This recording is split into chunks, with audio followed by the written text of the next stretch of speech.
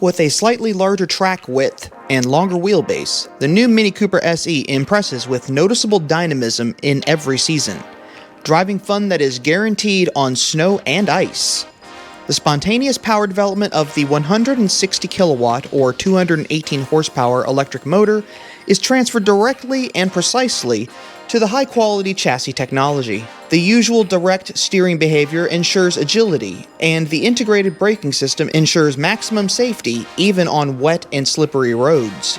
According to Stephanie Wurst, head of Mini, the Mini Cooper SE electrifies the go-kart feeling typical of the brand and underlines Mini's exceptional position in the competitive environment. Thanks to the fully electric drive concept, the new Mini combines maximum emotion and a minimal footprint and presents itself as a strong symbol for the future of the brand.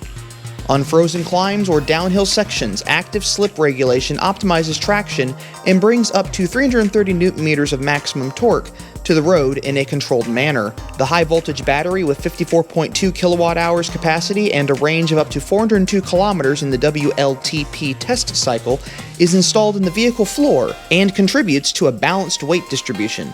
This means that the Mini Cooper SE has a low center of gravity and, in combination with its suspension and damping properties, maneuvers particularly smoothly on the road.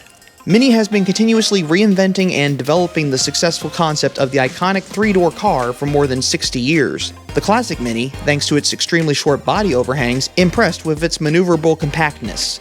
The classic Mini became a legend in the 1960s when it achieved overall victory 3 times in the Monte Carlo Rally against significantly more powerful competitors. And just as the classic Mini models moved safely and quickly on snow-covered roads 60 years ago, the current Mini Cooper SE drives safe on snow and ice today. Like what you see, check out more content on this channel at the end of this video, and thanks for watching.